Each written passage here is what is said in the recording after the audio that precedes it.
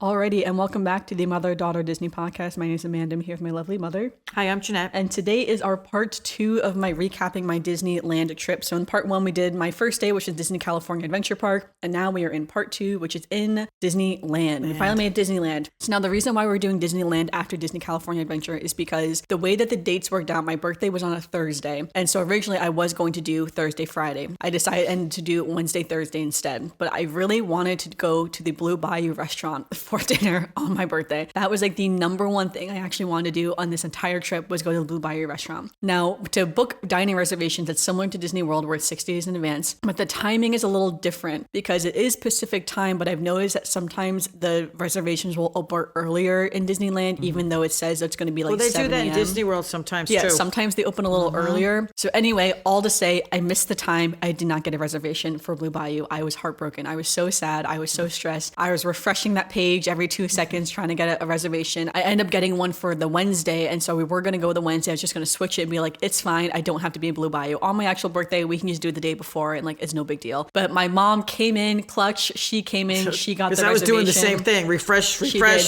She just sat there and she refreshed. So she got us an 8:30 reservation at the Blue Bayou, which was so thrilling. I was so excited for her, this. it was thrilling. Me, I was like, should I take it? Should I not take it? It's 8:30 at night. Do they want to eat at 8:30 at night? I said, I don't care. I'm taking it. I didn't care. No matter what time of day it was, even if it was like 9:30 at night, I would have still taken it. Yeah. I just wanted to go to that restaurant so bad. 9 years ago, when we went last to Disneyland, this restaurant was closed for refurbishment, so we couldn't even go on. I couldn't even go on the Pirates of the Caribbean. Yeah, so no, we did go on Pirates. Did we go? We couldn't do Haunted Mansion 9 years ago. Oh, Haunted Mansion was the one that was closed. I'm sorry. Yes. Yeah, so Blue Bayou was closed. I remember because 9 years ago, we wanted to go to Blue Bayou. We couldn't do it. We couldn't even go inside because that was the one restaurant I wanted to go to in all of Disneyland. So we got the Blue Bayou. I was so thrilled, honestly. So all right, so we start our Disney day by walking back through downtown Disney and everything. Now, again, as we're walking through, again, we scan our tickets, we get in. Now, on this day, I knew my friends Laura and Jeremy, who were also doing our Disney celebrations with us, were going to be a little bit later to that day coming into the parks. And so this is when I realized for Lightning Lane, as soon as you scan your ticket into the park, you can book your first Lightning Lane for multi-pass. So even though the park doesn't open until 8 a.m., because we scanned our tickets at like 7:30, I think is when we got to the park, I could book that first Lightning Lane right then and there, even though the park wasn't open yet. So that is good to know. So if you are rope dropping, you can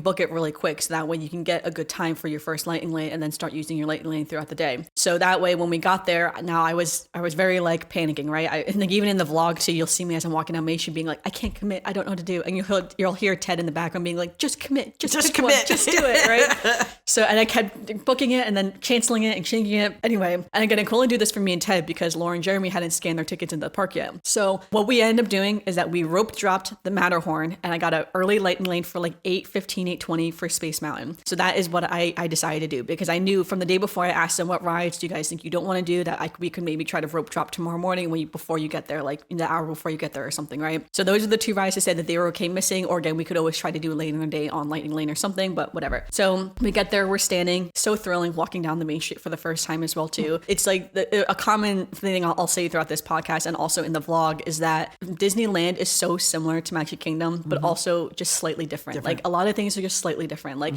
where you expect things to be like the bathroom. It's like, oh, the bathrooms would be here. It's like, oh, it's not. It's slightly in a slightly different spot. Or it's like, you would expect to see those like cheesesteak egg rolls, right? That cart right there. It's like, oh, it's not because it's slightly different, right? Everything is just slightly different. So when we get there, when you're walking down Main Street, it's so special because it's like, wow, this is where actually Walt Disney himself, actually planned this park and walked himself, which is really cool. The castle was bigger than I remembered. I don't know. I think in my memories it was smaller, but it was bigger than I remembered. It is smaller than Cinderella's castle, but it was still bigger than I was expecting it to be.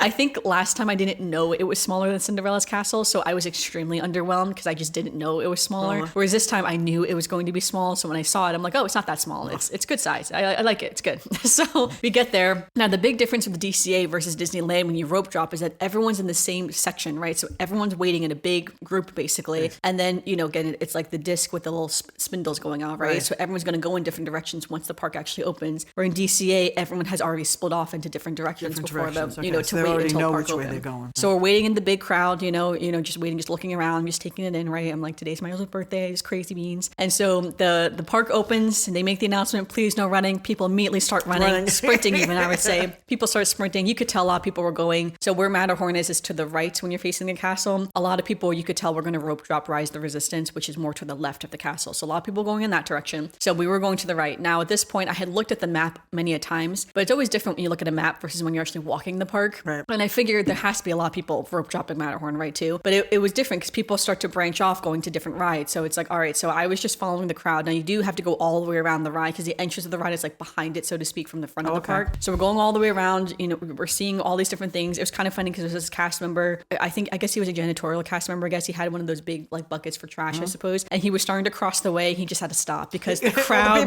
people were running. So he just had to stand. It was in the vlog even, I think, too. I might have cut it out. I don't know. But I felt so bad for that cast member. He was just standing there being like, well, I guess I'm just done for the morning. People trample me. Yeah, wait for the crowd to die down a little bit, right? So we get to Matterhorn. Instantly we get on Matterhorn. We walked into that line and then we just like walked straight through and got on the ride. Very different from Radiator Springs Racers, where it was chaos getting on Radiator Springs Racers. Very simple. We got on the Matterhorn. Now let me tell you, the Matterhorn, now there's two sides of the Matterhorn. I've heard people say the left side is more bumpy and wilder than the right side, and the right side is supposed to be smoother. We ended up, for a spoiler, we ended up doing Matterhorn later in the day on Lightning Lane, so we ended up doing both sides. This ride is the bumpiest, wildest ride I've been on my entire life. I've filmed it both times. I have never gripped my phone so hard while filming a ride. I have never thought my phone was going to fling out of my hand. You didn't lose it. And I filmed upside down rides holding my phone in the past too, right? I'm very good at filming rides and holding my phone. I thought I was going to fly out of this seat. Wow. My butt kept sliding down in this seat and I was going all over the place. I was in a dress too because it was my birthday, so I wore a little dress. It also didn't help too. We were in, for this one, we were in the back rows, right? So the back rows are always more wild too. So me and Ted being whipped around this ride. I didn't know there was a creature on this ride. This whole thing with Matterhorn is that the Yeti is in the Matterhorn, right? I didn't know that. So when you see the Yeti for the first time, I was like, what is that? I was like, goodness gracious.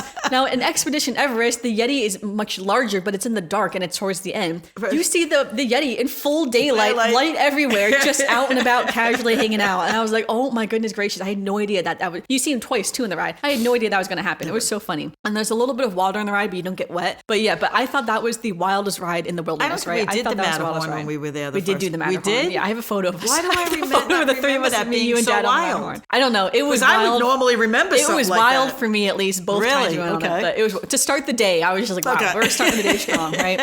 Sorry, so me and Ted get off the Matterhorn, and I'm still texting my friends. They're still on the way into the park. And so we're walking past the submarine ride, and I took a photo of it, and I said to Ted, I don't know if we're going to do that ride because it's very claustrophobic. We did that when we were there. Yeah, we didn't do it this time. I chose not to do that ride because I remembered I didn't love it last time because I remember it was very, like, it was humid too in the ride because it was so hot when we went. It was like a heat wave when we went 9 years ago. So again, weather was perfect for today too, but we ended up not doing that ride, but we did see it from the outside. So as we're making our way over to Space Mountain, I realized I don't know where Space Mountain is because this park is slightly different than Magic Kingdom. So we get into Tomorrowland, we're wandering a little bit, and in Magic Kingdom, the Space Mountain building is huge. Like you can see it from a distance. This one, it's a little smaller. So as you're walking, I couldn't see it. So I didn't know where it was. So when we're getting closer to it, I immediately realized that all the cast members are in the front. It's closed, right? So I'm like, it's temporarily closed. So I asked them, so like, should I keep my Lightning Lane? She said you should keep the Lightning Lane because you can always then use it to rebook it, like for a pass later on. But basically, I would still have had to wait for the time to be up, like the 1 hour to be up to do that and not use it. So I was like, well, I don't want to do that. So we were debating for a while. I was like, well, I'm going to keep it for now. Again, panicking a little bit internally, being like, what do I do? What do I do? We ended up going over to the Buzz Lightyear ride because it was just right there and there was no wait for it. So me and Ted just went over to Buzz Lightyear. So super fun. Again, they just changed the one in Magic Kingdom where you can remove the little gun from its holster so you can kind of point and shoot. So it was very fun. I did not do very well on it. I felt my mom's pain when she was like, it's broken, because I felt like mine was broken. I felt like I was aiming pretty good and I was not getting mine any points. Was broken.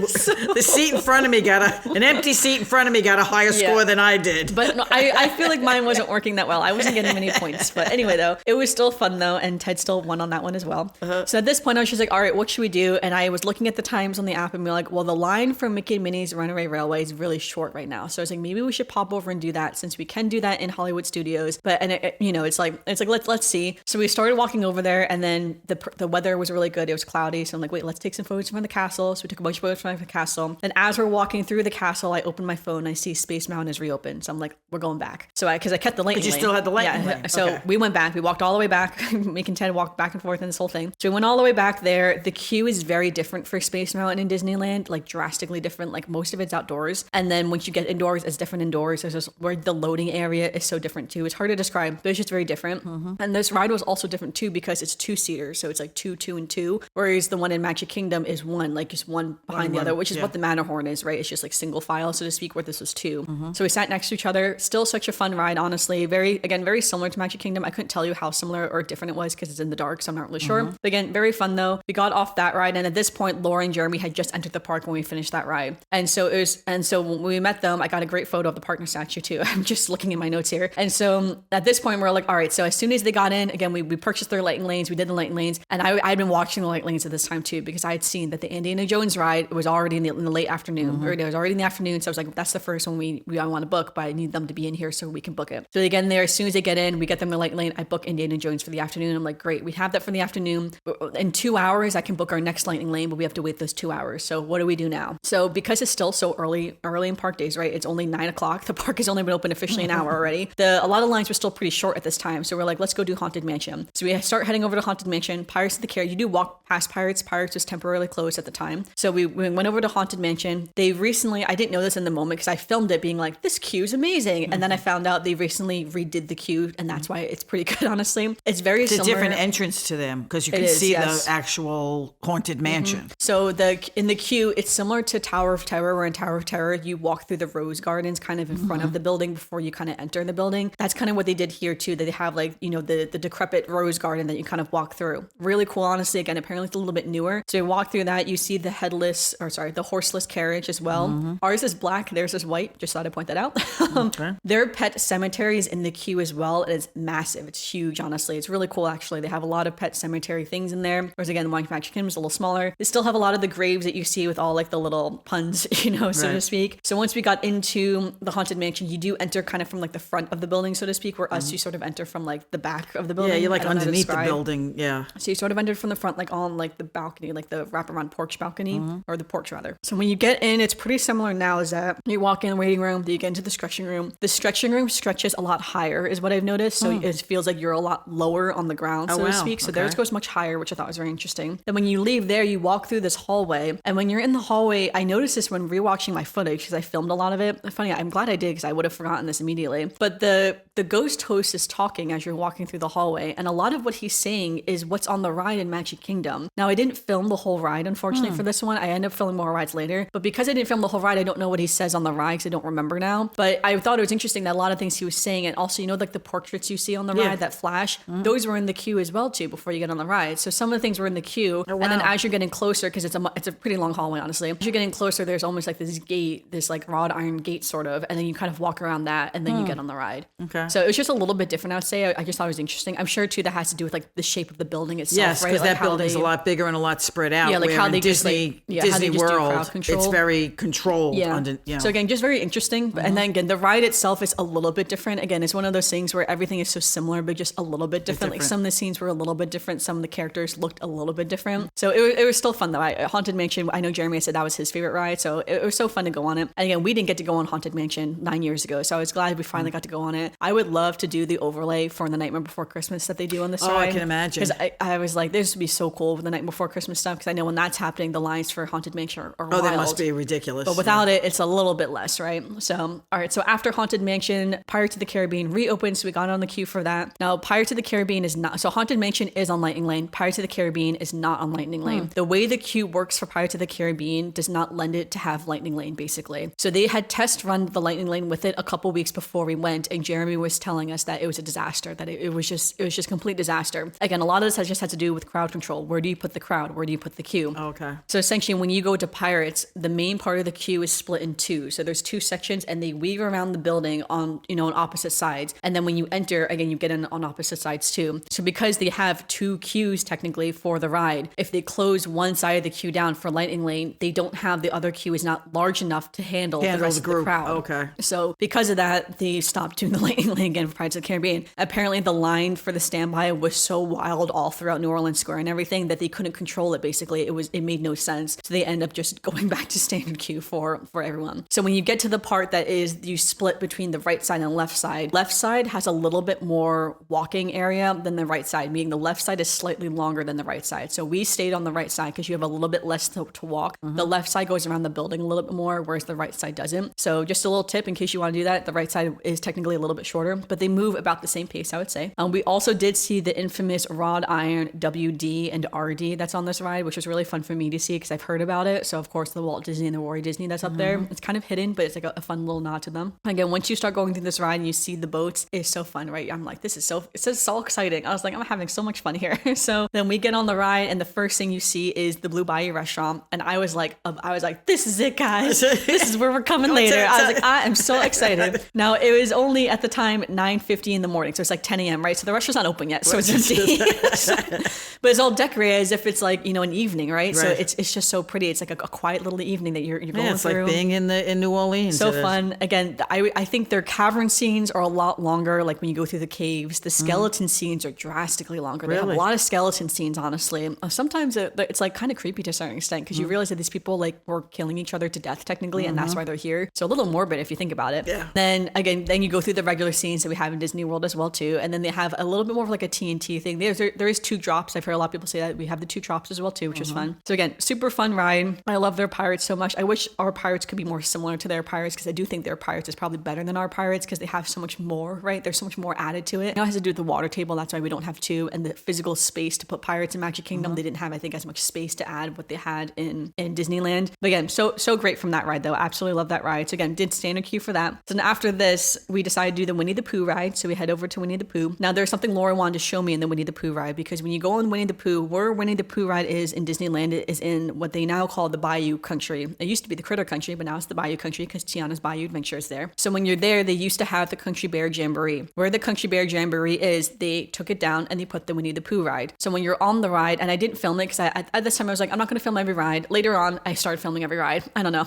but didn't film it. But when you get out, the ride is almost exactly the same as Disney World in Magic Kingdom. I would say their version is much more updated. I feel like ours is a little run down. I thought that for years, but the Winnie the Pooh ride is kind of run down, honestly. Theirs felt a lot fresher. The paint was a lot fresher. The animatronics moved a lot nicer.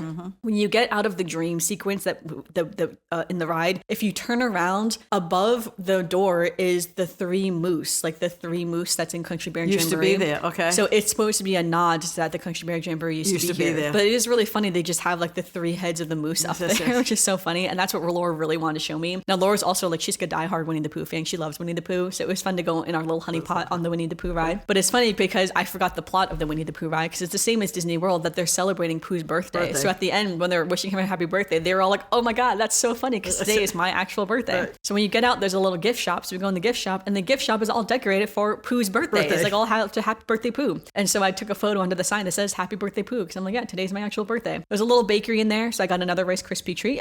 And so we also then all purchased merch, me and Laura. So Laura got it was kind of like the Tickle Me Elmo Pooh Bear. So if you like press a button, he like laughs and giggles and he kind of shakes around a little bit. And then I got these 2 little mini Pooh Bear dressed as a bee and Eeyore dressed as a bee for me and my mom because I thought that would be a cute souvenir for us to have. And then as soon as we purchased that, when we walked outside, Pooh was doing his meet and greet. So we're like, and the line wasn't very long. So I was like, well, we might as well go tell Pooh we just purchased a little Pooh Bears of him. So we took some photos with Pooh, which was really fun. He didn't really see me. So if you look at the video, he's paying more attention to Laura and her Pooh Bear because my Pooh Bear is a lot smaller. So I don't think he knows I had a Pooh Bear, but it was okay. All right. So then as we're leaving this area, so they still have the Tom Sawyer's Island and the riverboat and all that stuff. So as we're leaving, I see, it's funny because Jeremy said just offhandedly, he's like, oh, do you want to go canoeing like on the river? And I was like, oh no, I don't want to go canoeing. But as we're walking, I see this huge pirate ship and I'm like, oh my gosh, like there's a huge pirate ship just in the middle of the park. And he says like, oh yeah, that's used in Fantasmic. Now he explained this to me in the moment, but it didn't click until later in the day what he meant by that. But that area is where their Fantasmic is. So Disneyland. So it's right in the park. It's right there where it's like in front of Tom Sawyer's Island. Like in that whole area, that's their Fantasmic stage. They don't have a stage area the way Hollywood Studios has for Fantasmic. It's just in the park. I didn't know that. And it took me a second to realize that's what he meant to be. That ship is for Fantasmic because I didn't get it at first. Yeah, because you're thinking you're going to go to an arena. I didn't understand what he meant. I was just like, what do you mean Fantasmic is just right here? But yeah, it's just right there in the middle of the park. So in that sense, Disneyland would never get rid of Tom Sawyer's Island because where else would they put Fantasmic, right? So we saw that. And as we continued walking, we saw a canoe with guests in the canoe, cast members on either side, and they all had the little things and they were rowing in the rowboat. They were in front of the ferry, the riverboat ferry, the riverboat, boat. That's what it's called, right?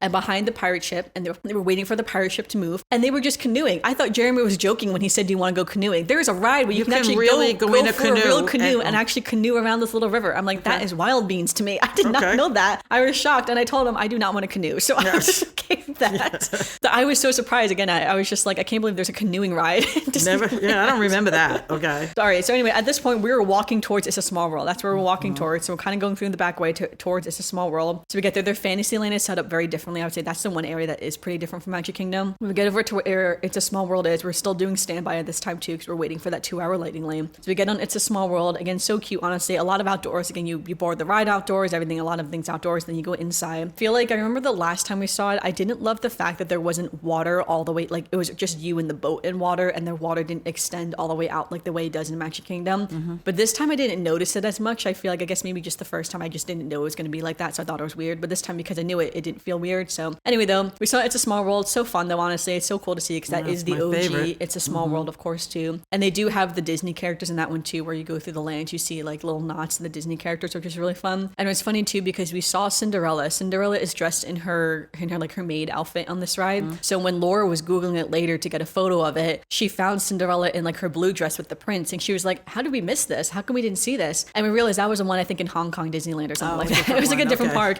But we were like, I feel like I told her, I was like, I would have not missed Cinderella. I was like, there's no way. And then I was like, wait, we saw Cinderella. She was in the maid costume. Right. So she was there. I just thought it was funny. But yeah, in the different parks, they have different characters, right? So, all right. So from here, we hit the 2 hours at this point, and Laura really wanted to do Autopia. Her and Jeremy swore that Autopia was going to be better than the Tomorrowland Speedway in Magic Kingdom. And I've heard that from other people too, that the ride is better than the Tomorrowland Speedway, that it, everyone says Tomorrowland Speedway is the worst and other parks is better. And I was not convinced. I was like, I think it's not going to be good. So we were like, let's do it though. We have time. So we go over to Autopia. We do our lightning lanes floor. We get on. And so at first they're like, well, we'll all get our separate cars so we can all drive, with each other. And I was like, I have no interest in doing that. So I was like, Ted can drive me around and I'll just be his little passion princess. So me and Ted get in our car, and then he is flooring it and the car is like not even moving. And I'm like, yeah, this is what I was expecting. About Walt Disney World. This is what I was expecting. You're hitting that gas and it's not going anywhere. Now, so we're doing that. I turn around because Laura's in the car behind us. She's like going back and forth crazy beans. And she's like, that's how you're supposed to. You're supposed to crash back and forth. I'm like, I don't think that's what you're supposed to do. But I was like, okay. But I have some funny video of her driving her car, and then Jeremy's in the car behind her. So I have some good video of us in the cars. Yeah. Now, I will say the most shocking thing about Autopia is that they still is partially gas. Do you know how expensive gas is in the state of California? I was like, how are they affording the gas for this ride?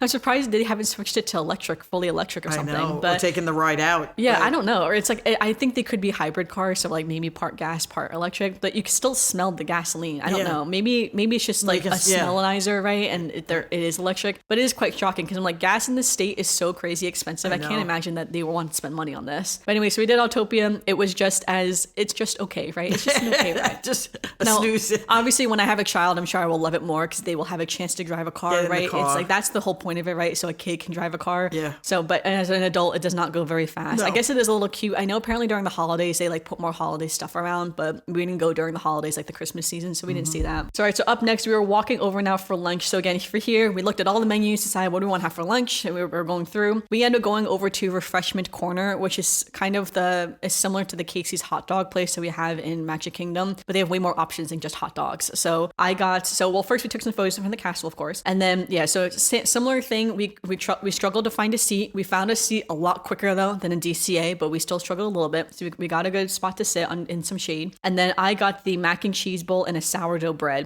It was so good, honestly. I wish we had this in Disney World so bad. Now, I forget, they told me that the sourdough bread is a big thing in the state of California. There's this famous bakery that makes the sourdough bread that they import it into Disneyland, and that's why it's such a big thing in Disneyland to have this special bread. The bread was very good, I will say. I wish they had butter. I'm not mistaken, Disney Springs used to have a store with the sourdough bread when we were there. But the bread was very good though. And again, the mac and cheese was pretty good too. Again, that's why I say I wish we had this in Disneyland, because this would be, or Disney World, this would be incredible in Disney World. I will say I wish I had butter though, because the bread, it's bread, so it's a little dry. So I wish I had some butter I could like dip it in, or like olive oil to dip it in. And you can just buy bread to bring home as well too. They do have bread stands. You can just buy that's the bread. what it was. It was not just a store. It was an actual restaurant that was called the Sourdough Bread Company or something in Disney Springs. But it was very good. I'm glad I got to have some of the infamous sourdough bread. So, but again, so good. So we sat there for a while in the shade, and then after that we had our Indiana Jones lightning lane finally. So we headed over to that. So I will say the lightning lane for Indiana Jones, or the queue I should say for Indiana Jones is very long. So even after you mix with the standby Lightning mix, it's still a pretty long. It's very long. Is that going to be the same ride they're putting in Walt Disney World? No, they said they're going to make it different in Disney World, but it's going to be Indiana Jones themed. But it's the same ride mechanism, right? So, but the queue is still pretty long even after we scanned our Lightning lanes. It's still like 15 to 20 minutes, honestly.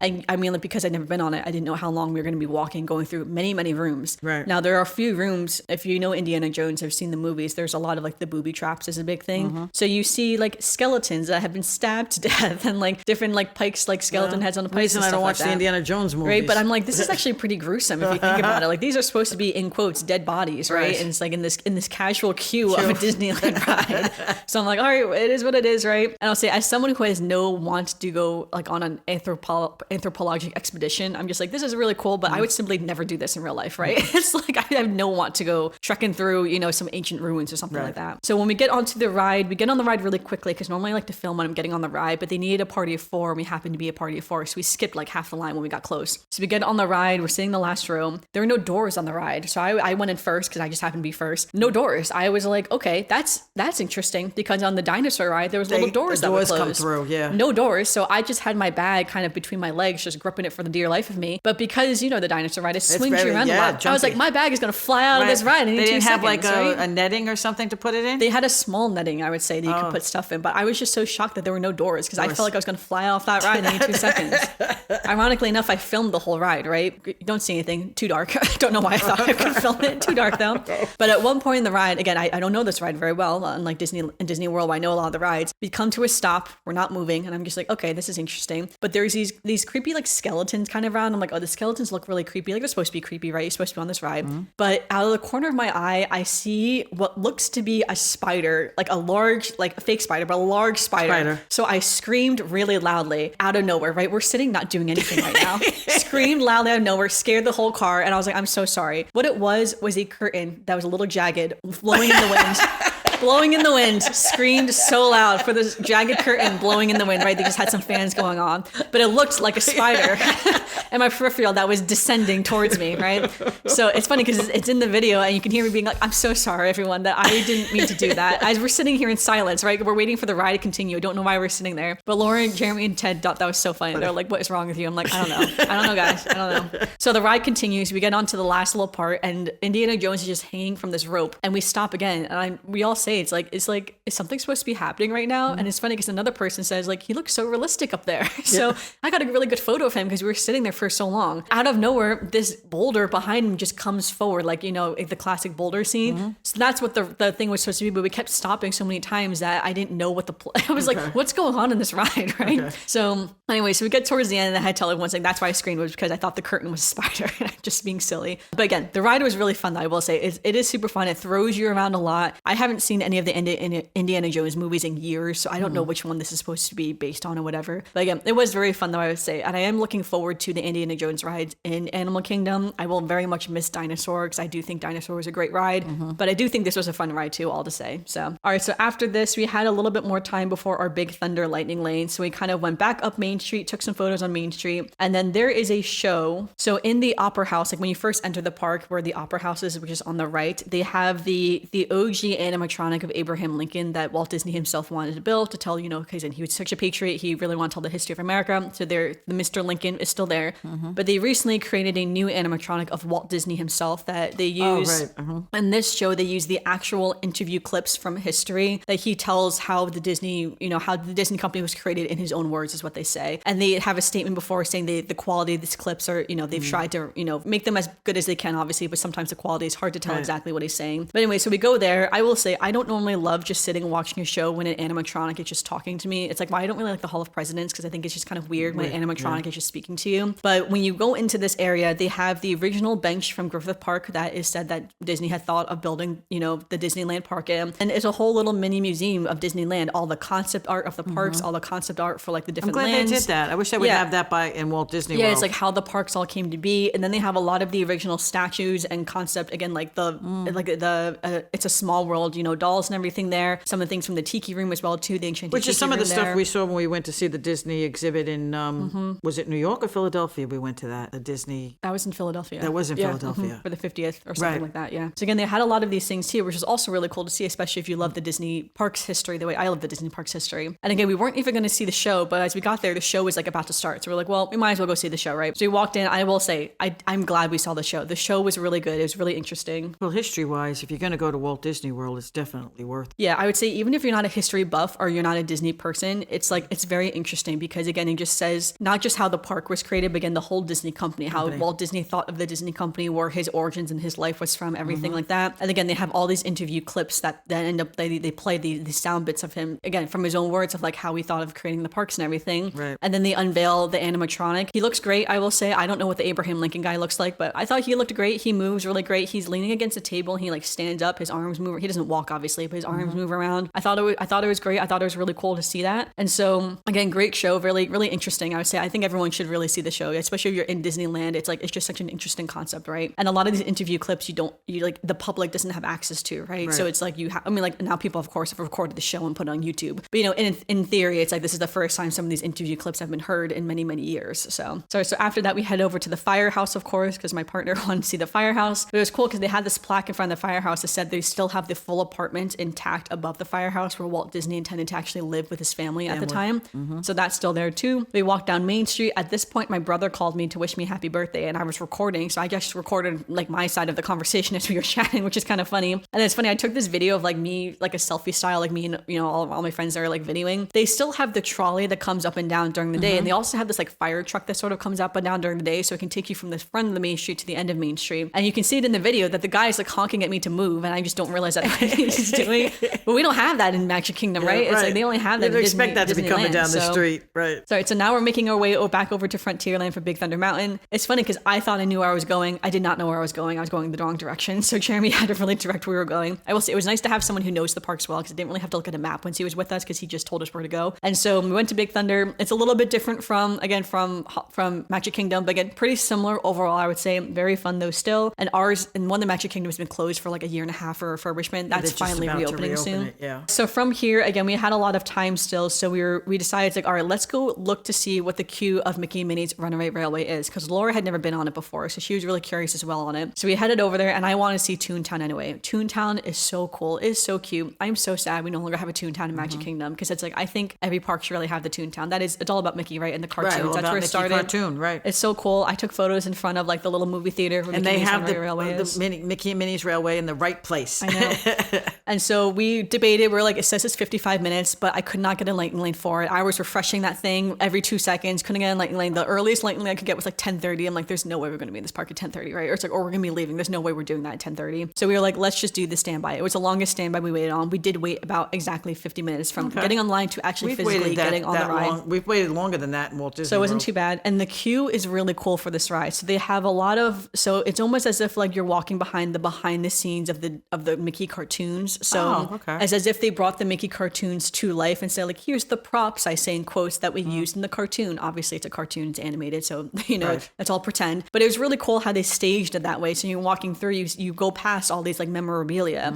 It kind of was how back in the day in the Chinese Roman Theater in Hollywood Studios for the Great Movie Ride, they used to see all the props. Yeah, you would have all that memorabilia from the movies in the past. It was just like that, just with like the Mickey animated cartoons. So that was really cool to see. They did also have this big birthday cake too from Mickey's birthday party cake or something like that from one of his cartoons. So that was really funny to see too. Took a photo with that birthday cake. A lot of birthday stuff in this. We're not even done with the birthday stuff. There's another birthday thing coming up too. Right. So anyway, so we took photos of that, and then we finally got on the ride. I love seeing the concession stand in the queue. I had wanted to see the concession stand for so long. Concession stand was so cool to see. I wish I could have just hung out there for a little bit, but you're like in the queue, right? So anyway, so get on the ride. The ride is almost exactly the same as Hollywood Studios. Some of the transition scenes between the rooms were a little bit different. I think just to do with the shape of the building, probably just like, some of them were longer or shorter, just shape of the building wise. But again, otherwise, same ride, super fun. Laura loved it too. She had never been on a trackless ride, so she was confused on like how we were moving. Okay. So afterwards, we all got popcorn because we were all hungry. So we all got a popcorn. We sat and we had popcorn for a little bit. And then we had a lightning lane for the Matterhorn again. So again, this is when we went on the Matterhorn. I didn't think we did the right side. Again, when we filmed this time I sat in the front. So we got the front seat and I was like, I'm going to film the whole thing.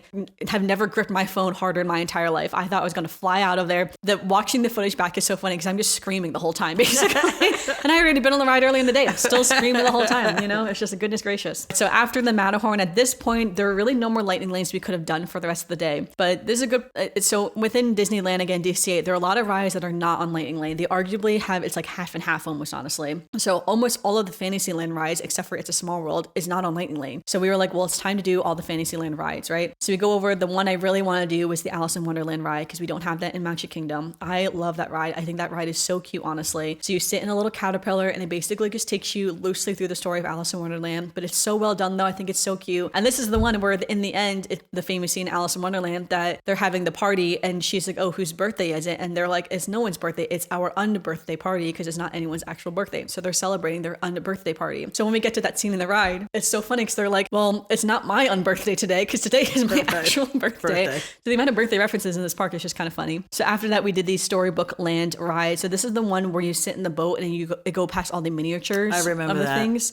So that was really cool as well too. It's funny because you start off and you go through the whale like in Pinnochio, and it's massive. When you walk by, you see it all the time. So we saw the miniatures. That was really cute. That's also in Disneyland Paris too, I realized as well. So again, after that, then we went over to Mr. Toad's Wild Ride. It's funny because when we were online for this one, the ride did break down, but then it got put back up within 10 minutes. So it was kind of weird. But we got to Mr. Toad's Wild Ride, and let me tell you, I do not remember of what's going on this ride. Plot of this ride made absolutely no sense. Yes, I know. That was it made no sense crazy. whatsoever. I was like, what? And I realized I have never seen The Wind in the Willows, which is what Mr. Toad is from. So I get that. I've never seen his movie before, but I was like, what is this? What is going on in this ride? You start off being chased by the police. Then we went to like a bar at one point too. You end up going to court for something. The court finds you guilty, and then you end up in literal hell, and then the ride just ends. Like you literally see the devil, and then it just brings you back to the start and you get off. I was like, what is this ride supposed to be? Now this is a very OG, like original dark ride, because I said at the end, you don't even see Mr. Toad on the ride. I was just like, you didn't even see the character. And Jeremy had said that back in the day, all the dark rides were initially made that you are the character, like you are Mr. Toad. Oh, you're Mr. Toad. So you are Mr. Toad going through the story. Because you're supposed to be Mr. Toad. So you don't see the characters. But even back in the day, people were confused by that, because they're like, you go on, like, if for instance, you go on Alice in Wonderland, you would expect to see Alice, right? Right? So you see her throughout the ride. So people be like, well, I'm not seeing my beloved character on this ride. That makes no sense. Right. And so that's why Disney had to redo the rides in that sense. But Mr. Toad still has that OG where like you are him in his little taking this cart, wild ride, going through his story. And I didn't get that, right? Yeah. It was a little confusing, I would say, overall. But let me tell you, that ride made absolutely no sense whatsoever. I do not know what the plot of is. I need to watch The Wind in the Willows, if I'm being honest. And I filmed the whole one too, so I can always rewatch that one if I want to. All right, up next we did Snow White. So Snow White, they have redone Snow White and they like refurbished it. So it used to be the Scary Adventures of Snow White, but they redid it, so now it's just the Snow White ride, right? They took away some of the scariness, I would say, overall. They still have the evil queen and everything like that too, like little creepy scenes, but it's nothing too crazy, I would say. So that was really cute. At this point, the sun was going down, and then we headed over to our final ride in Fantasyland, which was Pinocchio. So we did want to do Peter Pan. Peter Pan does not have lightning lane, but the Peter Pan line was pretty long, so we just didn't have time to do Peter Pan. That one's always long, even in Walt Disney Yeah, World. so we didn't do Peter Pan, but last one was Pinocchio. Another one too, where they've refurbished it, where you do see Pinocchio in the ride, but not very much, because again, you're supposed to be Pinocchio. Now, I have seen Pinocchio. I have read the book of Pinocchio, and I've read the book in Italian, even in Pinocchio, right? Because, you know, he initially is Italian. This ride is scary to no end. It is a creepy, scary ride. Let me tell you that. I was like, what is this? I was like, this is the scariest thing I've seen, like scarier than Mr. Toad's Wild Adventure, right? That we were in hell at the end. This ride was scary. Let me say, it is dark the whole time. It is creepy the whole time. And it's like, in my head, I'm like, I've read Pinocchio, right? Now, Pinocchio is a very serious book when you go back to the origin story of it, but there are like happier moments in the book that I feel like they just focused on the scary sad parts stuff of it. Now, to me, the funniest part of this is that at a certain point, Pinocchio gets swallowed by the infamous whale.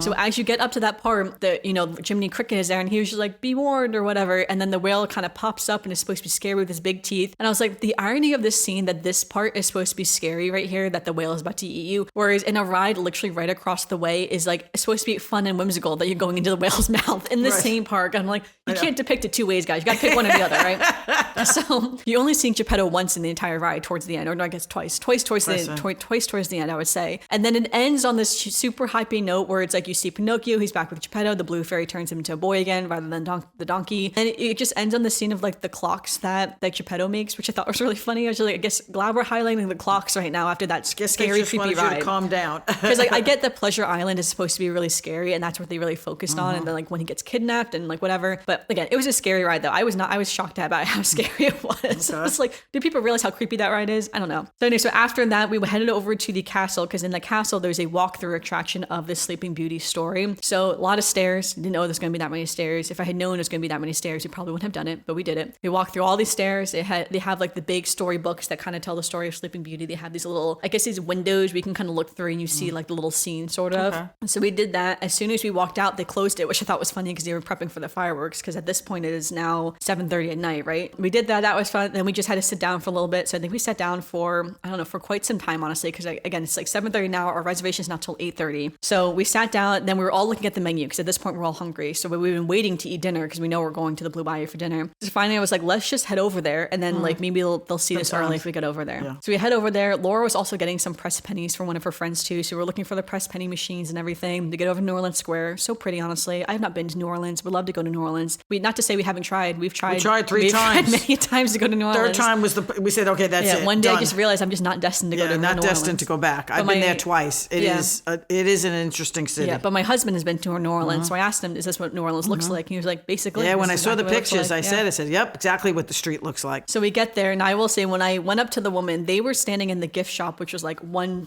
building over. So I get up to the woman, I say, I have a reservation for 8:30, and she says, is your whole party here? I'm like, yes, they're standing over there in the gift shop, but you couldn't see them physically because they were like behind a wall. And she said, your whole party has to be here to check you in. So I ran over, got them, ran back, we got checked in. So then then we're waiting a little bit. Now I heard some people say that when you check in, you should try to tell them like if you're celebrating something, so they'll give you a better table. I forgot my button was like on my bag, but it was on the bottom, so she didn't see the button. So I forgot to tell her that we were celebrating, or else maybe we would have gotten a better seat. Only because everyone obviously wants the seats right by the water, right? Those are the prime seats, and there's about 5 rows of seats. You got the water, second row, third row. We were in the third row, but we were on the end, and there was no one in the second row for a long time, so we had really good seats. Now, if you're in the 5th row by the bathrooms, you're pretty far out, honestly, if we're being honest. I've heard some people complain that it's like, you come here because you want to see the boats and everything, and then you're sitting by the bathroom doors, and it kind of sucks. So I just want to note that it's like, if you're celebrating, maybe try to say to someone that you're celebrating to try to see if they'll give you a better table. Obviously, they can't be guaranteed, but you never know. But anyway, we got good seats, so I was so thrilled to be here. It was so exciting. I will admit, I was very tired at this point too, though, because I was going to say 8:30 at night. It's 8:30 at night, but mind you, in Eastern Standard Time, that's like 11:30 at night. So it's like it's almost midnight now in my normal time period. Plus, we just had 2 full rope dropping Disney days, right, too. So we sit down. Next to us, there is a table they were setting up for like 15 people. And I was like, how they got a reservation for 15 people in this restaurant is beyond me. You have to call a special number for that. Yeah, that was crazy beans. And then Ted said maybe it's going to be like a famous people, right? Because it's like, obviously, the A-listers get special treatment, of course. When the people sat down, I don't know who they were. Maybe they were celebrities, or maybe they're just very wealthy. I'm not really sure. There are a lot of kids, though, in their party as well. Don't know who they were, but I was like, that's amazing. You got a reservation for that many people, because you can't just book that online. You can't. Right? You have to call a special number. That ain't normal. So, all right. So Ted started off with the gumbo. And he said the gumbo was very good. And it's kind of funny because I don't really know. Gumbo usually has meat in it, so I cannot eat gumbo, sadly sausage, enough. Yeah. But then for dinner itself, I had the lunch and dinner menu is slightly different in Blue Bayou restaurant. The only difference is that the Monte Cristo sandwich is not on the dinner menu. That's the only thing. I don't know why they take it off the dinner menu. Not sure, but that is what Jeremy really wanted. So very sorry for him. He could not get that. He ended up having the gumbo for dinner. And then me and Laura had the Magnolian Park pasta, which was also very good, honestly. I do think the pasta at Wine Country Trattoria was probably better, overall as pasta, I would say. But again, still pretty good pasta. The photos all came out really horrible because it's so dark in the restaurant. It's dark in the restaurant. See anything. Right. You're in there for the atmosphere. Yeah, it's so dark you can't see a single thing. And then for dessert, we each got our own creme brulee tarts. So me and Laura shared one, and then Jeremy and Ted shared one. At first, Ted thought me and him were going to share it, but me and Laura had already agreed to share it. So I was like, well, no, I can't share with you because I already told her I'm sharing it. So I was like, well, why don't you two just share it? It was very funny, though. I told her, I was like, I really wanted a Mickey bar for dessert. I hadn't had a Mickey bar yet. I was like, I really want a Mickey bar on my birthday. That's what I want for dessert. And so it was like, but then Laura wanted the creme brulee tart. I was like, let's get it. So we got it. It was very good. I'm glad we got it. It was super good because it's basically creme brulee with a little tart crust with the fruit on top. So good. So at this point now, it is 10:10 at night. It's pretty late as we were leaving. Now, mind you, remember the fireworks were at 9:30 at night, so we missed the fireworks. It's okay. I wanted to go to Blue Bayou over the fireworks. I can see fireworks in Magic Kingdom at the end of the day.